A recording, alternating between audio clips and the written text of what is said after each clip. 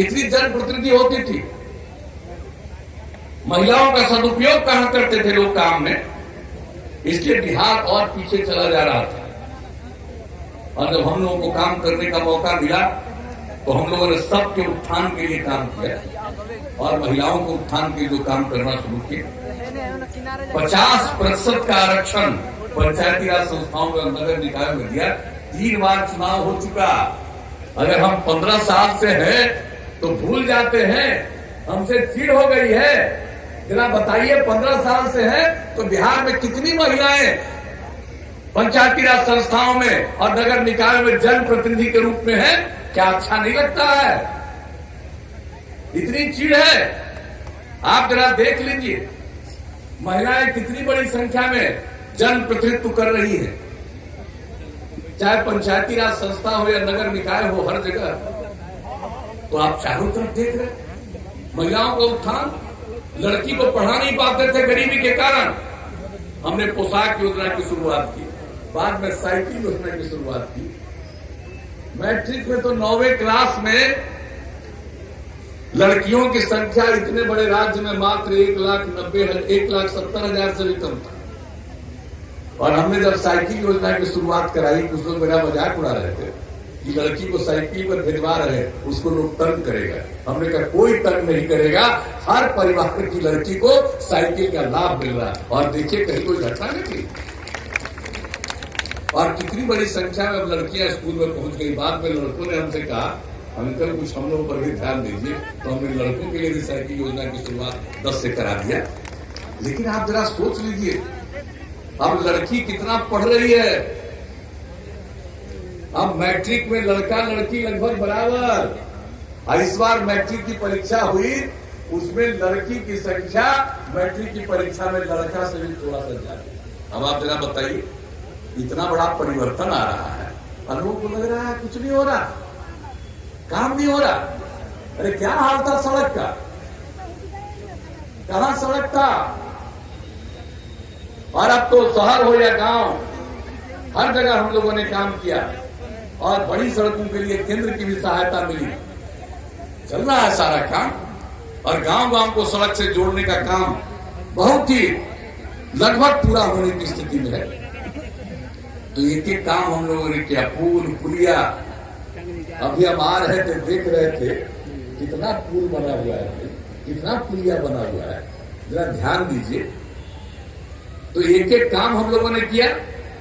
पहला 5 साल से दूसरा 5 साल ज्यादा, तीसरा में ज्यादा, इस बार तो 7 निश्चय। क्या कराए हमने युवाओं को आगे बढ़ाने के लिए?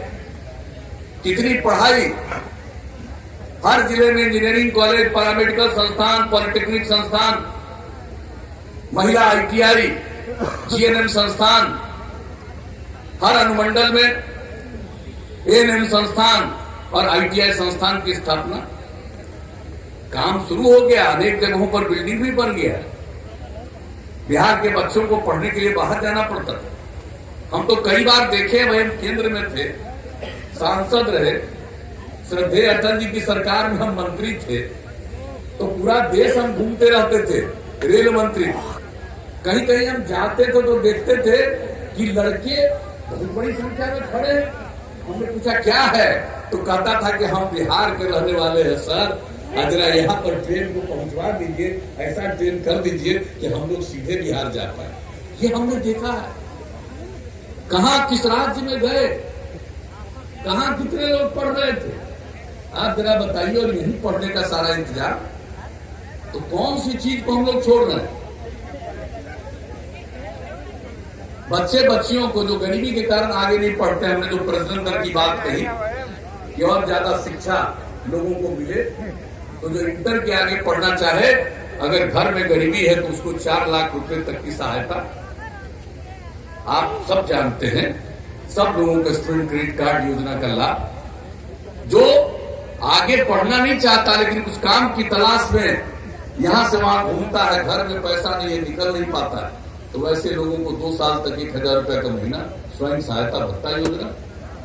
और जब कोई भी युवा युवती है, कोई काम करना चाहते हैं, जरूरत है कि कंप्यूटर पर काम करना जाने, तभी तो कोई काम मिलेगा। तो हमने कुशल युवा कार्यक्रम के माध्यम से जो कंप्यूटर पर काम करना सिखाया, संवाद कौशल, किस तरह से बातचीत करनी चाहिए, एक एक चीज सिखाया और 10 लाख से ज्यादा युवा युवतियों ने उसकी ट्रेनिंग ली। और अब जान लीजिए, ये सब काम तो किया ही, महिलाओं को और सरकारी सेवा में आरक्षण 35%, पुलिस की सेवा में आरक्षण 35%। जरा बताइए, पहले कितनी महिलाएं दिखती थी पुलिस में? कहां दिखती थी पुलिस में महिलाएं? अब आजकल पुलिस में आपको महिलाएं दिखती हैं और बिहार में इतनी महिलाएं पुलिस में आ गई हैं जितना शायद ही किसी दूसरे राज्य में हो। और दूसरे सब काम में हम महिलाओं को आरक्षण देकर के उनको आगे बढ़ाना चाहते हैं। अच्छा, महिलाएं आगे बढ़ेगी तभी तो परिवार आगे बढ़ेगा। अब किस तरह से जीविका समूह, स्वयं सहायता, सब लोगों को हम लोगों ने जो बनाया जीविका समूह, और जो जीविका समूह बनाया गया कितने बड़े पैमाने पर, हमारा लक्ष्य था 10 लाख, बन गया। अब जीविका समूह से 1,20,00,000 से भी ज्यादा महिलाएं जुड़ गई। उनमें कितनी जागृति आ रही। अब हम लोग तो ये सब काम कर रहे हैं, कोई नया नया अंड बंड कुछ कुछ बोल देगा कि हम लोग ये करेंगे। अरे कुछ जानते हो? स्वयं सहायता समूह देश भर में था, क्यों नहीं पति पत्नी को राज था, इन लोगों ने कुछ ध्यान दिया। और जब हमको मौका मिला, हमने वर्ल्ड बैंक से कर्जा लेकर के बिहार में जीविका समूह बनाया और स्वयं सहायता समूह का गठन किया। और इतना सुंदर स्वयं सहायता समूह बनाया कि आज से 7-8 साल पहले की बात है। केंद्र की सरकार ने को लगा कि अरे भाई, तो सबसे अच्छा बना दिया स्वयं सहायता समूह, जीविका समूह, तो देश भर का नाम उसी पैटर्न पर आगे बढ़ा के दे दिया जीविका समूह। तो हम लोग इतना काम कर रहे हैं और सब के लिए कितने तरह का काम, कृषि के क्षेत्र में, दूसरे सभी क्षेत्रों में जीविका समूह के लिए कितना काम कर रहे हैं। लेकिन कुछ लोग है भ्रम पैदा करने के लिए, भ्रम पैदा करने के लिए जो काम हो रहा है, पति पत्नी मिलकर काम करेंगे, स्त्री पुरुष काम करेंगे, तभी समाज आगे बढ़ेगा। जानने की कोशिश होनी चाहिए, समझने की कोशिश होनी चाहिए। लेकिन बिला वजह कुछ न कुछ बयान देना, आप कुछ लोग तो मेरी आलोचना रोज करते रहता, बड़ा अच्छा, खूब करो, खूब पब्लिसिटी दो, प्रचार दो। हमको उससे क्या मतलब? हमको प्रचार से मतलब है कि हमको काम से मतलब है। हमारे लिए पूरा बिहार एक परिवार और लोगों के लिए अपना एक परिवार है। राजगीर से उसी के लिए फायदा पहुंचाना चाहते हैं, हम सारे बिहार पे की सेवा करना चाहते हैं। तो कौन सा काम नहीं करवा दिया साहब। और जो 7 निश्चय की बात हमने कही, उसके माध्यम से हर घर नल का जल अब 83% से भी ज्यादा हो गया। हर घर तक बिजली पहुंचा दिया, हर घर तक पक्की गली और नाली का निर्माण तब लगभग अंतिम स्टेज पर है। हर घर में शौचालय। और हम सब दिन कहते हैं कि अगर खुले में शौच से मुक्ति मिले और पीने के लिए स्वच्छ पानी मिले तो जितनी बीमारी होती है 90% बीमारियों से छुटकारा मिलेगा। एक एक चीज को लेकर के हम लोग काम करते रहते हैं, लोगों की सेवा करते रहते हैं। और आप जान लीजिए, अब तक जितना काम किया, अब इसके आगे और काम करेंगे। अब आगे मौका मिल गया, तब सिर्फ कंप्यूटर पर नहीं काम सिखाएंगे, हर युवा को नई टेक्नोलॉजी का प्रशिक्षण दिलवाएंगे। आजकल जितना टेक्नोलॉजी बढ़ गया है, अगर हमारे युवक और युवतियों को नई टेक्नोलॉजी की जानकारी और समझ नहीं होगी तो ज्यादा काम नहीं कर पाएंगे। उसके लिए अब सारा इंतजाम करवाएंगे हम लोग, ताकि नई टेक्नोलॉजी के चलते यहां व्यापार भी बढ़े, लोगों की आमदनी भी बढ़े, काम करने का मौका मिले। यह सब काम करेंगे, अगली बार मौका मिलेगा। गांव का विकास, आप जान लीजिए, हर खेत तक सिंचाई का पानी पहुंचा देंगे। अब कहीं सूखा नहीं होने देंगे हम, वो चाहे जो भी हो जाए, लेकिन सिंचाई का पानी पहुंचा देंगे। एक एक काम कर रहे हैं। और आपको मालूम है, जल जीवन हरियाली अभियान के माध्यम से जल का संरक्षण, हरियाली को बढ़ाने के लिए जो काम कर रहे हैं, कितना बड़ा काम हुआ है आप जरा बताइए। जो हमने जल जीवन हरियाली के पक्ष में मानव श्रृंखला का आह्वान किया, 5 करोड़ 16 लाख से ज्यादा लोग 19 जनवरी को मानव श्रृंखला में शामिल हुए। लोगों को पता नहीं चलता कि लोगों की भावना कैसी है। जो हम समाज सुधार के लिए काम करते हैं और जो काम जागृति के लिए करते हैं, अगर पर्यावरण का संतुलन नहीं होगा तो जीवन सुरक्षित नहीं रह सकता। और बापू ने क्या कहा राष्ट्रपिता ने कि धरती लोगों की जरूरत को पूरा करने में सक्षम है, लालच को पूरा करने में सक्षम नहीं है। जरा इस बात को जान लीजिए। और अभी जो बिहार में ये सब काम किया, तो अभी संयुक्त राष्ट्र संघ की तरफ से पत्र आया, अनुरोध आया कि भाई आप लोगों ने पर्यावरण पर काम किया है, जरा यूनाइटेड नेशंस की इस सिलसिले में एक बैठक है, उसमें अपनी बात रखिए। ये 24 सितंबर को वीडियो कॉन्फ्रेंसिंग से हमने अपनी बात रखी है। आप जरा सोच लीजिए, यहां का काम दुनिया में खबर चली गई और लोगों को पता नहीं चलता है। हमने अखबार में देखा था कि कुछ लोगों ने अपने पार्टी से निकाल दिया। जल जीवन हरियाली अभियान के मानव श्रृंखला में कुछ लोग आए थे। आप जरा सोच लीजिए, कोई मतलब है?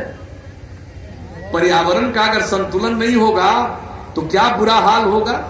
तो एक एक चीज पर हम लोग काम कर रहे हैं। तो हर खेत तक सिंचाई का पानी पहुंचाएंगे और गांव में सड़क पहुंचा दिया, लेकिन अब अगली बार गांव गांव को जोड़ते हुए नया सड़क और बनवा देंगे ताकि उनको बाहर कोई जरूरी जगह पर जाने में सहूलियत हो। शहर और बाजार में जितना सड़क है उसका चौड़ीकरण और उसमें बाईपास बनाएंगे, और जहां बाईपास का जमीन नहीं है ऊपर से फ्लाई ओवर बना देंगे। तो एक एक काम करने का हम लोगों ने तय कर लिया, मन बना लिया है। और स्वास्थ्य के लिए और काम, मनुष्य के स्वास्थ्य के अलावे जो पशुपालक हैं, पशुओं के स्वास्थ्य के लिए भी हम लोगों ने सोचा है। 8 से 10 ग्राम पंचायत पर पशु चिकित्सालय बना देंगे और नई टेक्नोलॉजी से एक एक गांव जुड़ा रहेगा। अगर किसी का जानवर भी अस्वस्थ हुआ वो तुरंत सूचना देगा, उसका इलाज होगा और उसके लिए सारे दवा का इंतजाम राज्य सरकार की तरफ से किया जाएगा। तो अब जरा सोच लीजिए, इतना काम कर दिए, अब आगे और कौन कौन काम करेंगे। कोई झूठी बात बोलता, करने वाली बात नहीं करता, करने वाली बात नहीं करता। और जो नई टेक्नोलॉजी की बात हम कह रहे हैं, आपको मालूम है लोग यही काम करेंगे, बाहर से माल लाने की जरूरत नहीं पड़ेगी, यहीं से बाहर बहुत कुछ जाएगा। अब तो हमारा ये उद्देश्य है आगे के लिए। लोग समझे तब न, जाने तब न।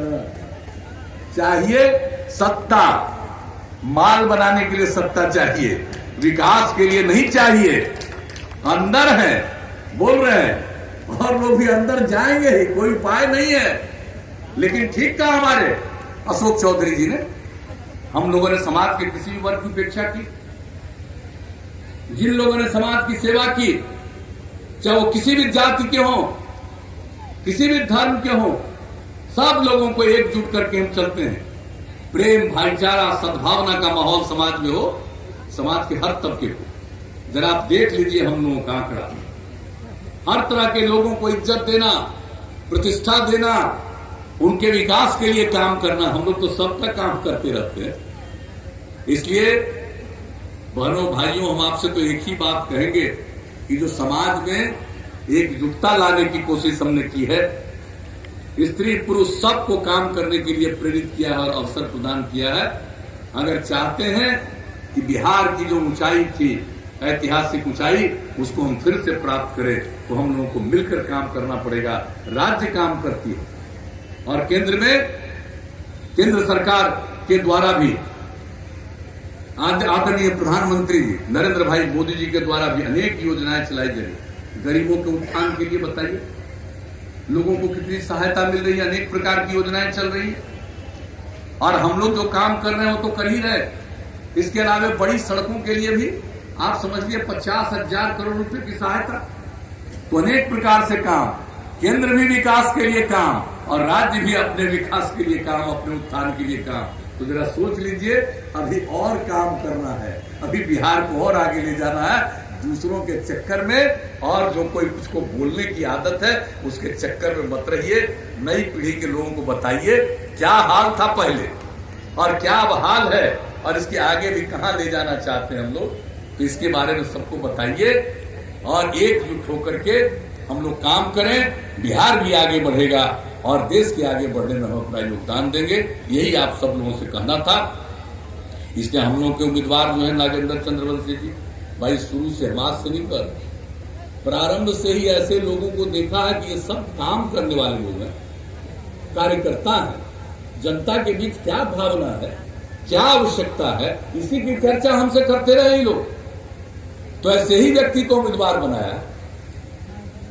कोई हम लोग किसी को जो काम करने वाला व्यक्ति है उसी को सामने लाने की कोशिश करते हैं, तो हम लोग लाए हैं भाई नागेंद्र चंद्रवंशी जी को। तो हम तो आप सब लोगों से हाथ जोड़ करके प्रार्थना करेंगे, एक एक वोट अपना दीजिए, तीर छाप के बगल का बटन दबा करके इनको भारी मतों से विजयी बनाइए, यही आग्रह। तो क्या उम्मीद करके जाए भाई, जिताइएगा इनको कि नहीं जिताइएगा? हाथ उठा के बताइए, जिताइएगा।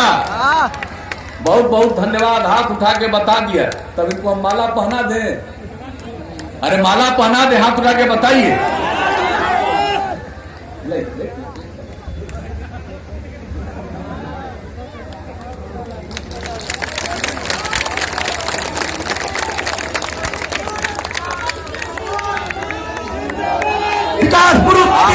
जिंदाबाद।